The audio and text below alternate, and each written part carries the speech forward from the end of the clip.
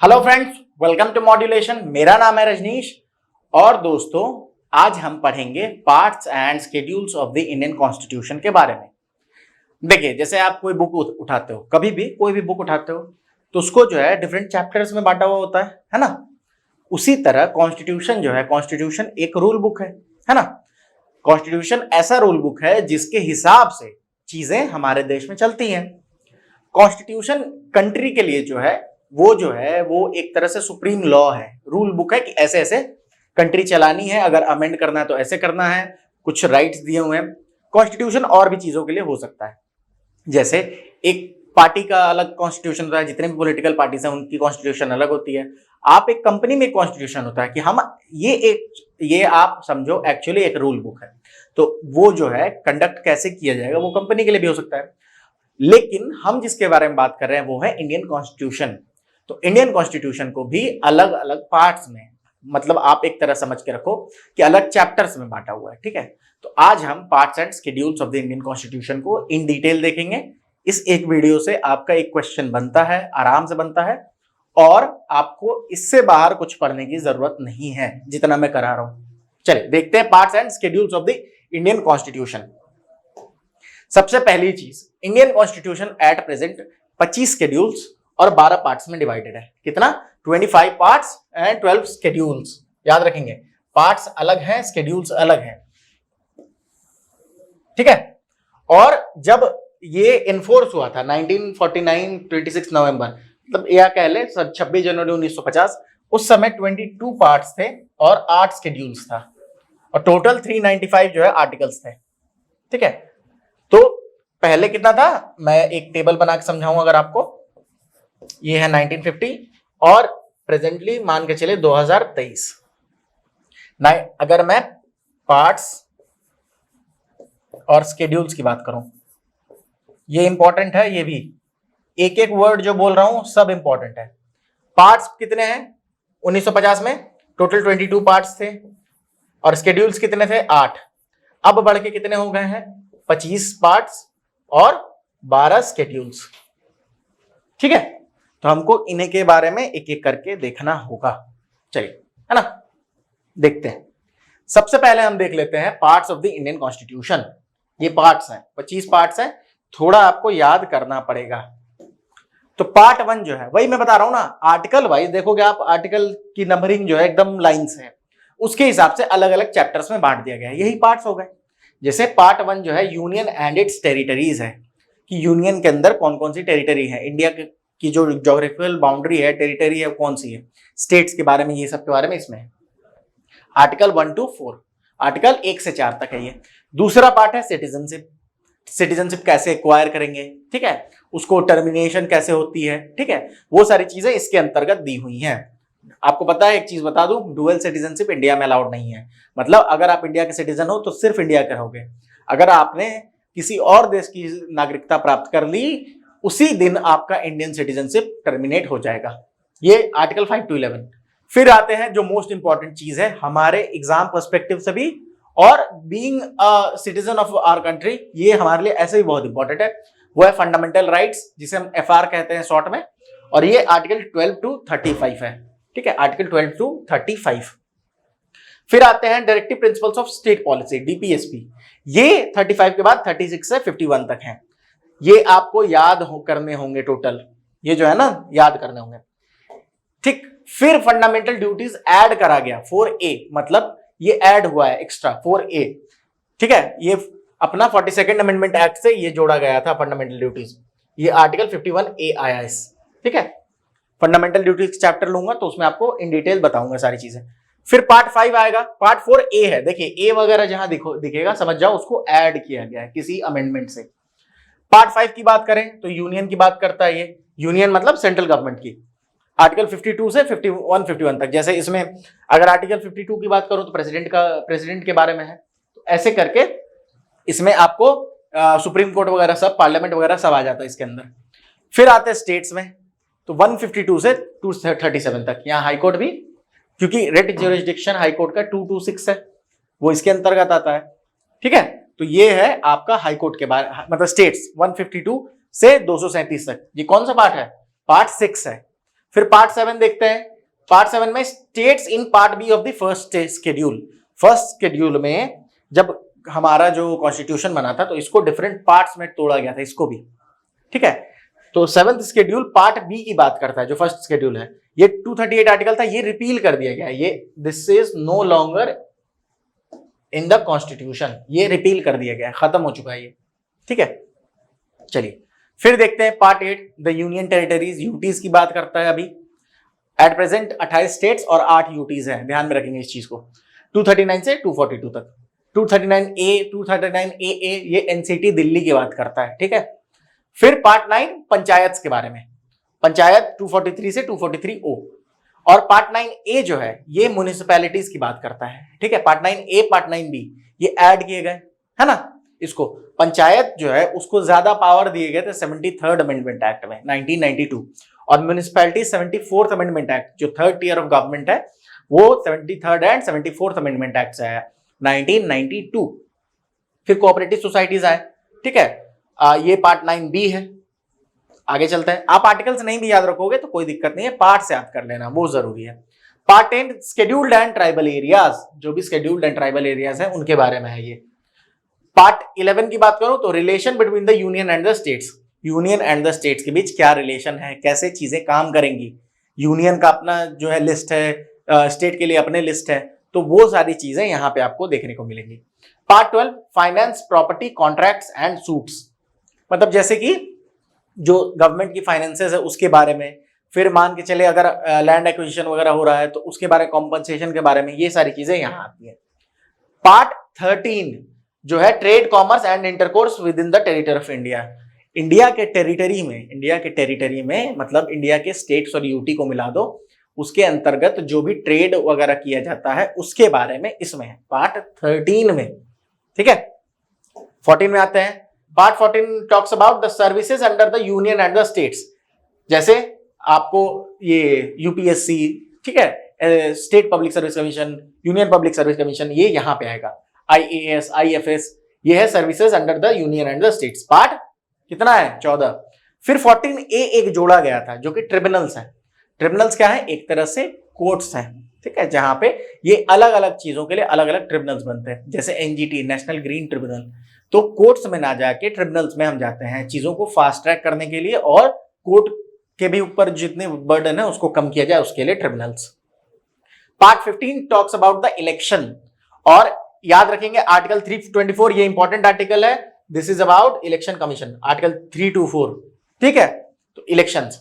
Part 16 talks about the special provisions relating to certain classes, कुछ classes, certain classes हैं, SC ST वगैरह जो है, इनको जो है कुछ स्पेशल प्रोविजंस इनके लिए हैं, तो उसके बारे में ये बात करता है। कौन सा? पार्ट XVI, मतलब पार्ट 16। चलिए फिर part 17 talks about the official language. Official language जो है वो उसके बारे में, जैसे हिंदी और इंग्लिश दोनों ऑफिशियल लैंग्वेजेस हैं, उसके बारे में यहां बात होती है। फिर part 18 talks about emergency provision, और आपको इमरजेंसी प्रोविजन में 3 आर्टिकल्स याद रखने हैं जो इंपॉर्टेंट है। आर्टिकल 352, आर्टिकल 356 और आर्टिकल 360। 352 ये जो है नेशनल इमरजेंसी की बात करता है, it talks about national emergency, NE लिख रहा हूं इसको। Article 356 talks about presidents rule, और आर्टिकल 360 जो है ये फाइनेंशियल इमरजेंसी है, जो आज तक नहीं लगाया गया है। ऑल्दो आपसे अगर मैं बताऊं तो कुल मिलाकर एक समय ऐसा आया था इंडिया में, जब 1991 में जो LPG रिफॉर्म्स हुए उस समय कंडीशन बहुत खराब थी, लेकिन उस समय भी फाइनेंशियल इमरजेंसी नहीं लगाई गई, FE, ठीक है, फाइनेंशियल इमरजेंसी। चलिए, तो ये इंपॉर्टेंट है आपके लिए, आर्टिकल 352, 356, 360। फिर कुछ मिसलेनियस चीजें हैं, देखिए हम कितनी भी तैयारी कर ले, कुछ भी तैयारी कर ले, मिसलेनियस कुछ बच जाता है, उसको अलग से डाल दिया गया पार्ट 19 में, ठीक है। पार्ट 20 की बात करें तो amendment of the constitution, constitution को कैसे अमेंड किया जाएगा उसके बारे में, एंड द आर्टिकल इज 361, ये याद रखना है, जरूरी है। Article 368 of the Indian constitution talks about amendment of the Indian constitution, ठीक है, ये आर्टिकल 368 है। देखिए मैच द फॉलोइंग आ सकता है, आर्टिकल 368, ऐसे करके एक क्वेश्चन आया भी था आपका पहले। तो आर्टिकल जो इंपॉर्टेंट है उसको याद रखेंगे, साथ में पार्ट्स को भी याद करेंगे, क्योंकि मैच द फॉलोइंग में वो काम आएगा। इतना आपको याद रखने की जरूरत नहीं। जैसे अब आप सोचोगे सर ये कैसे याद करेंगे कि trade, commerce and intercourse with in the territory of India, trade याद कर लो ना, एक वर्ड याद कर लो, काम तो हो जाएगा ना, तुम्हारा काम हो जाए। तो आप अपने काम के हिसाब से चीजों को याद करोगे। कुछ ऐसा याद कर लो जिससे आप मैच द फॉलोइंग कम से कम कर पाओ। Part 21 talks about temporary, transitional and special provisions. Article देखिए 370 जो था, जो कि Jammu and Kashmir, article 370 talked about J&K, वो टेम्परेरी प्रोविजंस के अंदर था। ठीक है, ये एक स्पेशल अरेंजमेंट था with people of Jammu and Kashmir, article 35A and 370, जिसको कि अब एब्रोगेट किया जा चुका है, तो आपको आर्टिकल 370 नहीं पढ़ना है। तो ये है पार्ट 21। और लास्ट पार्ट 22 जो है short title, commencement, authoritative text in Hindi and repeals, इसके बारे में है। ठीक है, बस शॉर्ट टाइटल याद कर लो, हो जाएगा। अब आप बोलोगे सर आपने 25 बोला था, 22 दिख रहे हैं आपको। चलिए और आते हैं इधर, 22 हो गया, एक 23 ए आया, 23 हो गया, फिर 24 और 25 हो गए, और एक 26 टोटल हो गए, एक रिपील हो गया, तो बचा कितना 25। तो 25 पार्ट्स हैं इंडियन कॉन्स्टिट्यूशन में एट प्रेजेंट। ठीक है, देखिए ऐसे याद तो नहीं होगा, कुछ ना कुछ आपको निमोनिक्स वगैरह बनाने होंगे, कुछ आपको निमोनिक्स बनाने होंगे याद करने के लिए। जैसे मैंने जो बनाया रखा है वो आपके लिए थोड़ा सा मुश्किल है, हो सकता है। मैंने बनाया था UCFDI, FDI मतलब फॉरेन डायरेक्ट इन्वेस्टमेंट होता है। ठीक है, UCFDI में और फंडामेंटल ड्यूटीज मैंने अलग से याद कर रखा था। FDI में यूएस भी पार्ट बी, यूएस भी यूपी से आगे है। FDI में सीधी बात है, यूएस आगे है ना यूपी से, तो UCFDI में यूएस भी यूपी से आगे। तो पार्ट 10 जो मेरा यहां तक आपका पार्ट 8 तक का काम हो जाता था इससे। ठीक है, फिर मैंने ऐसे करके आगे चीजें बनाई। जैसे मैंने फिर उसके बाद जो बनाया था यूएस भी यूपी से आगे है, मेरा यहां तक काम चला जाता था, से तक मतलब शेड्यूल्ड एंड ट्राइबल एरियाज, यहां तक मेरा काम चल जाता था पार्ट 10 तक। उसके बाद मैंने कुछ बनाई थी रेफी एक लड़का है जो कि tram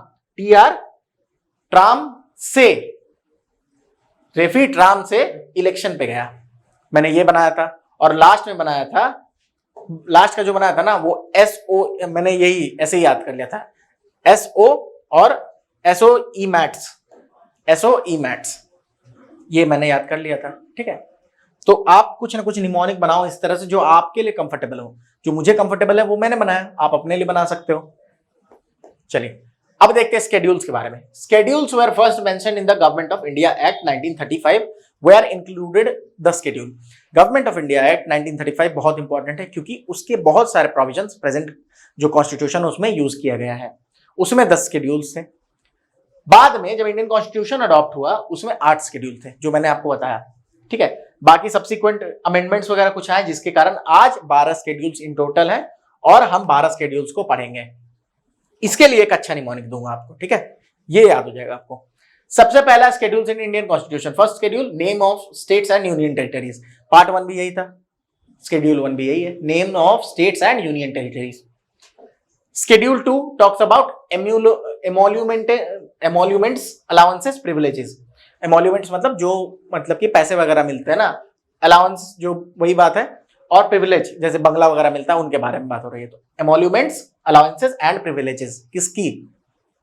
president of India, governor of Indian state, speaker of Lok Sabha and deputy speaker of Lok Sabha, chairman of Rajya Sabha and deputy chairman of Rajya Sabha, speaker and deputy speaker of legislative assembly of Indian state.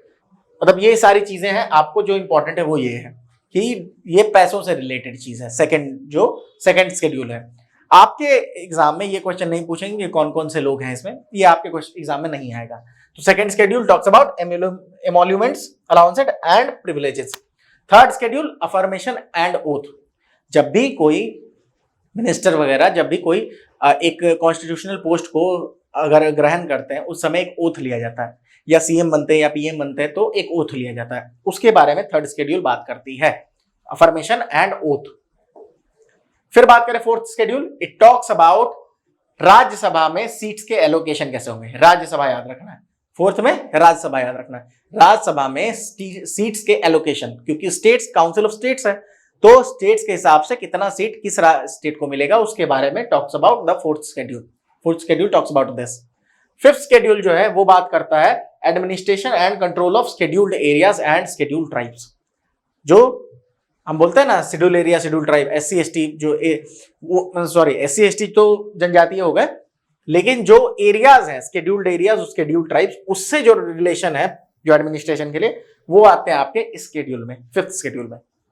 ठीक है। सिक्स्थ शेड्यूल क्या है, वो है administration of tribal areas. देखिए ये भी schedule tribes की बात कर रहा है, लेकिन इसमें स्पेसिफिक क्या है सिक्स्थ शेड्यूल में, ATMM असम,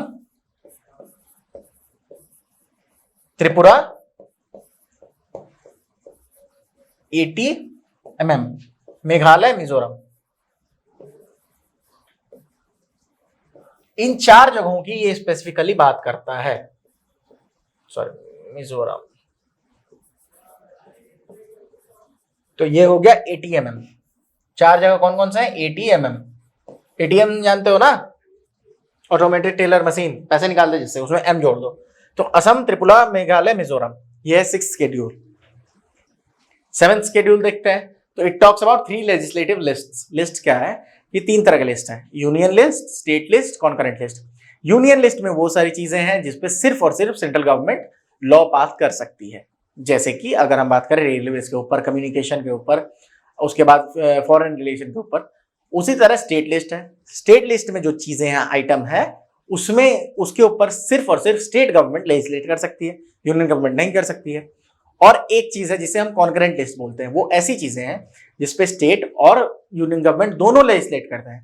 और इन केस कोई टसल हो कि यूनियन लिस्ट और स्टेट लिस्ट एक दूसरे के सामने खड़े हो जाए, तो जो यूनियन गवर्नमेंट जिस लेजिस्लेशन को पास करती है वही माना जाएगा। बात समझ में आई? तो ये डिवीजन ऑफ पावर के बारे में है, 3 लेजिस्लेटिव लिस्ट्स।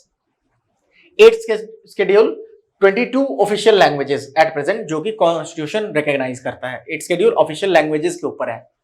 9th शेड्यूल जो है ये लैंड रिफॉर्मेशन के ऊपर है, लैंड रिफॉर्म से है। ये फर्स्ट अमेंडमेंट एक्ट था। 8 शेड्यूल थे, मैंने बताया था आपको। 9th शेड्यूल आया फर्स्ट अमेंडमेंट एक्ट से।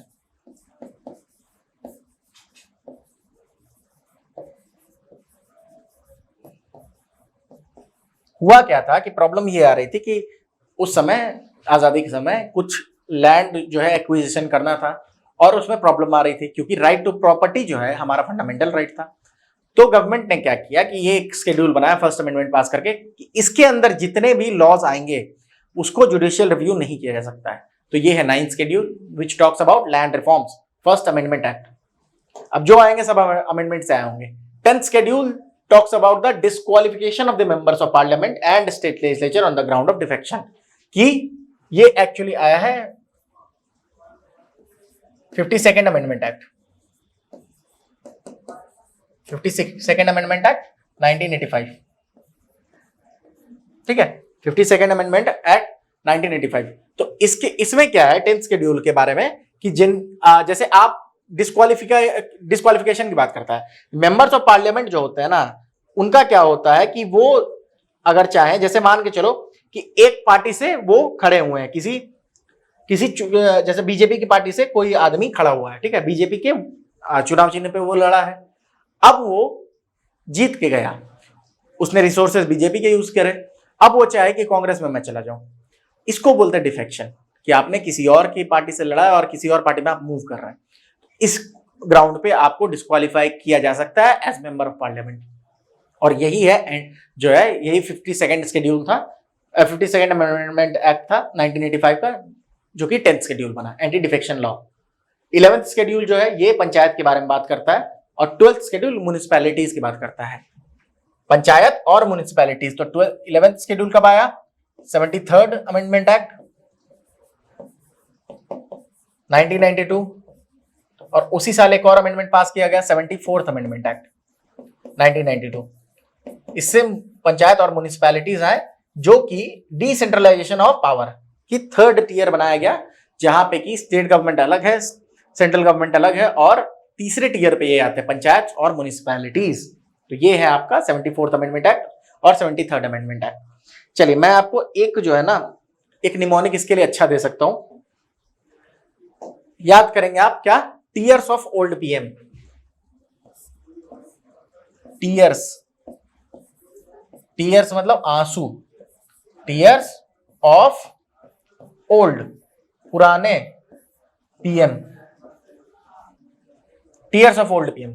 अब कैसे करेंगे, टी से क्या याद करेंगे, टेरिटरी याद करेंगे,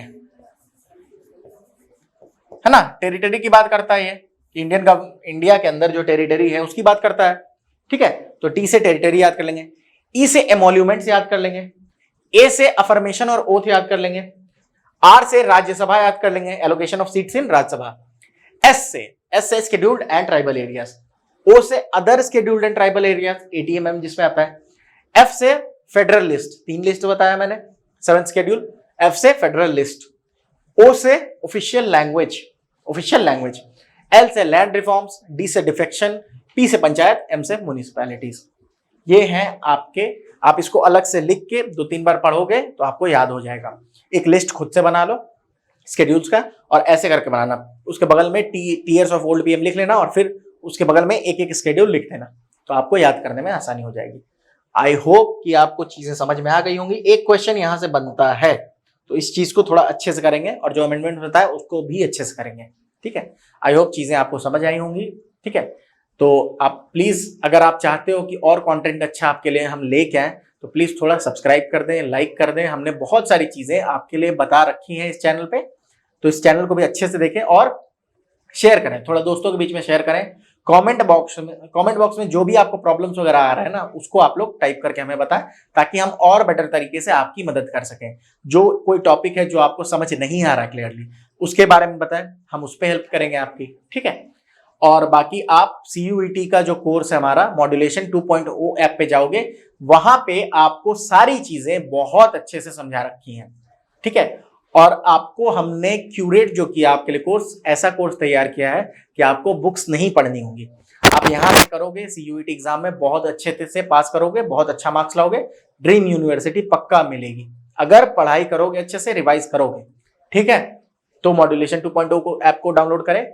कॉन्टैक्ट नंबर बता रहा हूं कि अगर कोई क्वेरी है तो 9015781999 पे आप लोग कॉल कर सकते हैं।